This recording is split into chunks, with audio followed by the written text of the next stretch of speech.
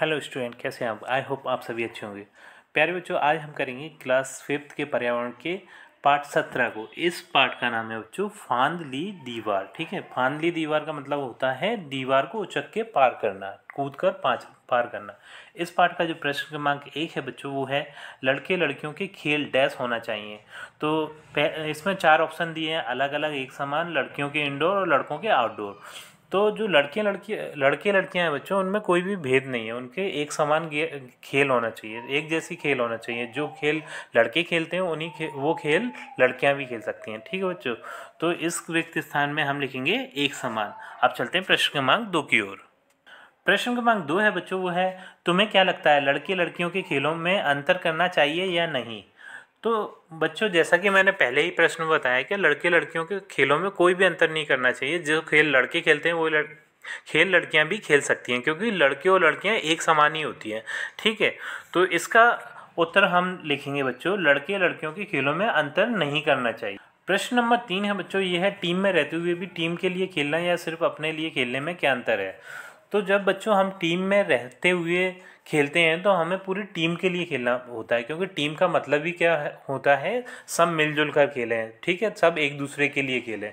अगर कोई व्यक्ति टीम में रहते हुए भी अपने लिए खेले तो ये गलत होता है बच्चों, ऐसा नहीं करना चाहिए। ठीक है, तो इस प्रश्न का उत्तर हम लिखेंगे, टीम में रहते हुए भी टीम के लिए खेलने से पूरी टीम में एकता बनी रहती है। ठीक है, वो टीम एकजुट रहती है। ऐसी टीम की जीतने की संभावनाएं भी बहुत ज़्यादा होती हैं जो पूरी टीम मिलकर या फिर पूरी टीम एक साथ मिलकर खेलती है। ठीक है, वह सिर्फ अपने लिए खेलने से टीम में आपसी सहयोग नहीं रहता है। इस तरीके प्रश्न क्रमांक 4 है बच्चों, वो है टीम में सहयोग की भावना का क्या महत्व है। तो इसका उत्तर बच्चों, टीम में सहयोग की भावना का मतलब एक दूसरे की मदद करना। और जब टीम एक दूसरे की मदद करती है, मिलके खेलती है, तो फिर उस टीम के जीतने की संभावनाएं भी बढ़ जाती हैं और उस टीम को इस चीज़ का लाभ भी मिलता है बच्चों। तो इस प्रश्न का उत्तर आप इस तरीके से लिखेंगे बच्चों, टीम में सहयोग की भावना से टीम में सब एकजुट होकर खेलते हैं। ठीक है, जिससे टीम का लाभ होता है वह लोगों में आपसी सहयोग बना रहता है। अब चलते हैं अगले प्रश्न की ओर। प्रश्न क्रमांक 5 बच्चों, वो है खेलों का हमारे जीवन में क्या महत्व है। तो बच्चों, खेलों का हमारे जीवन में अत्यधिक महत्व है। खेल खेलने से एक तो हमारा शरीर स्वस्थ रहता है, अगर शरीर स्वस्थ रहेगा तो हमारा मन स्वस्थ रहेगा, और शरीर और मन दोनों ही स्वस्थ रहेंगे बच्चों, तो हम कोई भी काम आसानी से कर सकते हैं, हम अपने लक्ष्य की प्राप्ति बड़ी आसानी से कर सकते हैं। ठीक है, तो इस प्रश्न का उत्तर आप लिखिएगा, खेलना हमें आत्मविश्वास के स्तर का निर्माण कराना और सुधार करना सिखाता है। मतलब खेलने से हमारा आत्मविश्वास है वो बढ़ता है। यदि हम खेल का नियमित अभ्यास करें तो हम अधिक सक्रिय और स्वस्थ रह सकते हैं। जैसा कि मैं आपको पहले भी बता चुका हूँ कि अगर हम नियमित खेल खेलते हैं कोई, तो हम स्वस्थ रहते हैं। ठीक है बच्चों, अब चलते हैं अगले प्रश्न की। अब बच्चों, जो प्रश्न क्रमांक 6 है वो है तालिका पूर्ण करो। तो यहाँ पर हमें कुछ खेल के नाम दिए हैं, जैसे क्रिकेट, बैडमिंटन, टेनिस और बास्केटबॉल, और उसके एक प्रसिद्ध खिलाड़ी का नाम बताना है। ठीक है, तो क्रिकेट में सबसे ज़्यादा जो कि इस क्रिकेट के भगवान भी कहलाए जाते हैं, ये सचिन तेंदुलकर जी हैं। ठीक है, बैडमिंटन में है पीवी सिंधु जी, और टेनिस में है सानिया मिर्जा जी। ठीक है, वहीं बास्केटबॉल में प्रशांत सिंह हाइट। इस तरीके से ये खेल और उनके खिलाड़ियों के नाम हो गए बच्चों। प्रश्न क्रमांक 7 है बच्चों, वो है लड़कियों को पढ़ाई, खेल या उसकी पसंद के कामों से क्यों रोका जाता है। तो बच्चों, हमारे देश में क्या है कि लड़कियों को लड़कों से कम माना जाता था, अभी ऐसे थोड़ा थोड़ा ये चीज़ कम हो रही है। तो उन्हें ज़्यादा पढ़ने नहीं दिया जाता, बाहर खेलने नहीं दिया जाता, और बाहर काम पे भी नहीं भेजा जाता। तो इस चक्कर में जो लड़कियों को अलग ही माना जाता है, ऐसा लगता है कि लड़कियां घर के लिए ही बनी हैं। ठीक है, तो आप देख लीजिए इस प्रश्न का उत्तर क्या है। तो लड़कियों को पढ़ाई व उसके पसंद के कामों के लिए रोका जाता है क्योंकि वह सब लोग समझते हैं कि लड़कियों में प्रतिभा और हिम्मत की कमी होती है। ठीक है, इस तरीके की सोच है बच्चों, इस तरीके की सोच हमें बदलना है। हमें ये सोचना है कि जो लड़के हैं और लड़कियां हैं वो बराबर ही हैं।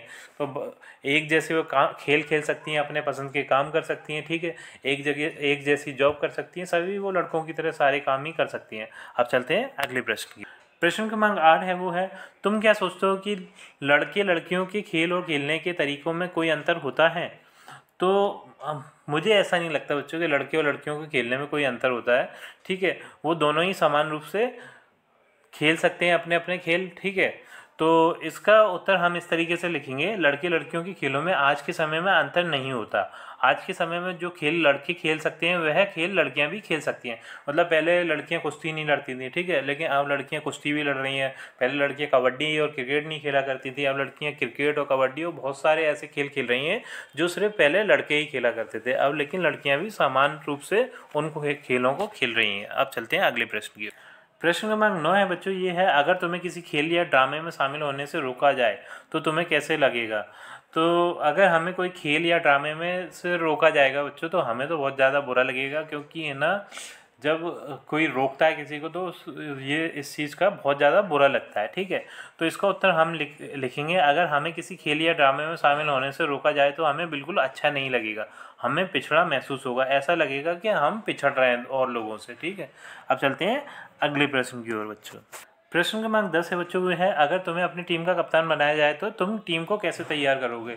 तो मैं बच्चों उन्हें खेल भावना सिखाऊंगा कि हम सबको एक टीम की तरह मिलजुल कर खेलना है, एक दूसरे की मदद करना है और अनुशासन का पालन करना है, ठीक है। खेल के नियम जो हैं उनका पालन करना है। इस तरीके से मैं अपनी टीम को तैयार करूंगा। तो इस प्रश्न का उत्तर आप लिखेंगे, हम टीम में सब खिलाड़ियों को मिलजुल कर आपसी सहयोग से खेलने को बोलेंगे। हाँ, सभी खिलाड़ियों को अनुशासन का पालन करने के लिए कहेंगे। इस तरीके से हम अपनी टीम तैयार करेंगे बच्चों। तो बच्चों इसी प्रश्न के उत्तर के साथ हमारी ये वीडियो कंप्लीट होती है। आई थिंक ये वीडियो आपको पसंद आई होगी। यदि वीडियो आपको पसंद आई है बच्चों तो वीडियो को लाइक कर दीजिए, चैनल को सब्सक्राइब कर दीजिए। आपसे मिलते हैं अपनी अगली वीडियो में।